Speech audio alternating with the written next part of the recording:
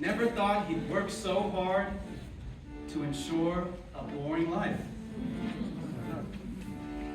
This is A Boring Life by Mikkel Snyder.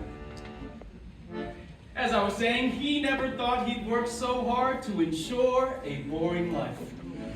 His story, much like many Midwestern tales, starts with a confluence, although his is not the merging of the Missouri and Mississippi rivers, but of a union between the Pacific and Atlantic. He is the child of a pediatrician born in the Philippines who moved to the U.S. in search of a better life, and a submarine captain with vague European roots who was born in New Jersey and raised in Texas.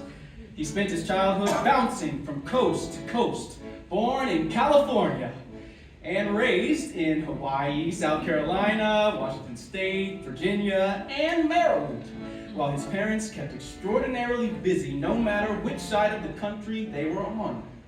And he, thinking he wanted a similar level of excitement himself, set his sights on the West Coast when it came time to look for colleges, not realizing he'd find himself stuck in the Missouri mud.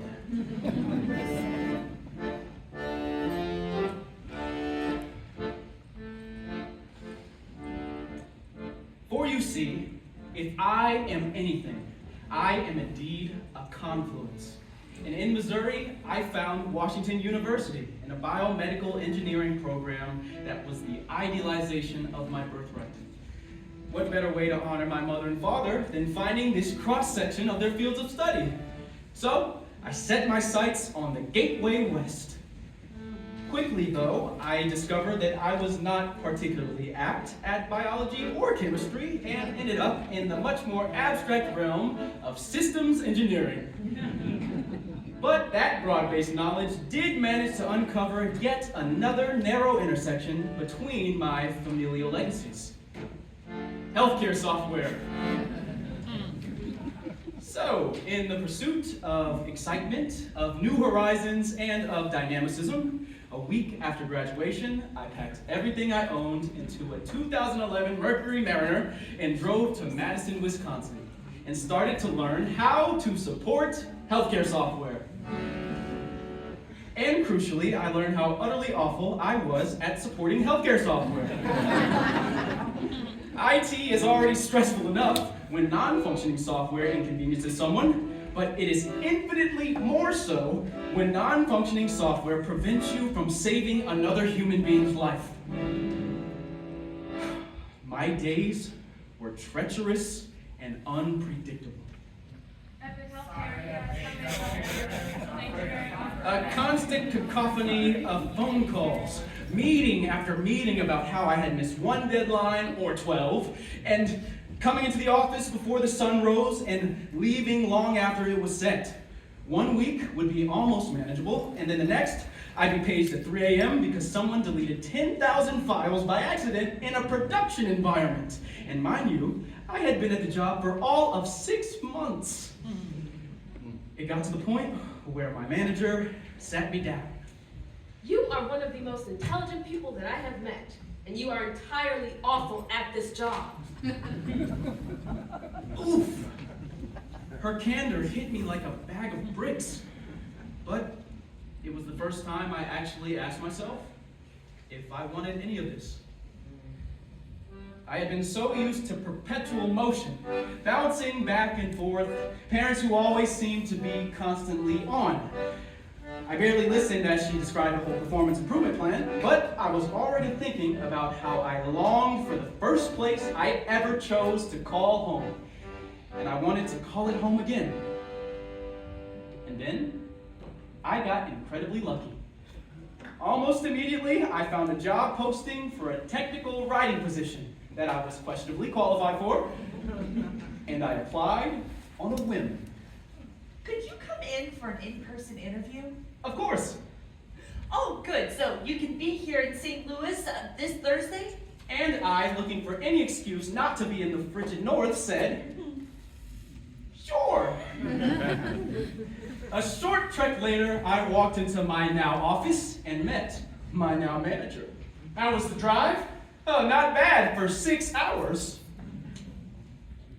And it was here that I discovered my now boss was not aware that I hadn't been local at the time. He showed me a copy of my resume that he had on file, and where I expected to see the letterhead, I saw my hiring agencies. Never the one to squander such a confluence of comedic circumstances, I instead went to plead my case. What my resume doesn't show you is that I am a fast learner, and I want to learn this. Well, I drove back to Madison on Friday, and I got the job offer on Monday. And I was back in St. Louis barely a year after I left. But now, I had a new outlook. I wanted roots. I wanted consistency and stability and focus. And this job, this city, felt like he could give it to me.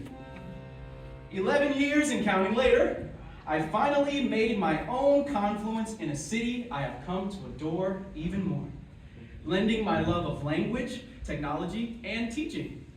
And while I recognize that it is overly dramatic when I declare I have no intention of leaving and I'm going to die here, I have realized I know no other way to impart how much I have come to value that certainty. After 2 decades of ephemerality and 1 year of constant barrages of asks and tasks, it is a blessing that I get to do the same thing every day. And this blessing has led to me finding community, adopting 2 cats,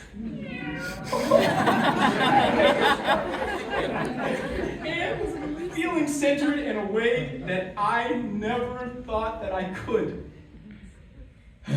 I think when people hear the word boring, they hear uneventful, monotonous, dull, stale. But when I say boring, I mean a gloriously predictable cadence. I mean stable. I mean that I get to choose when to upset the status quo. I mean that there is, in fact, a status quo. I mean that I do not need to rely on luck to find myself fortunate. I mean that I do not need to chase some imagined excitement from not knowing what will happen next.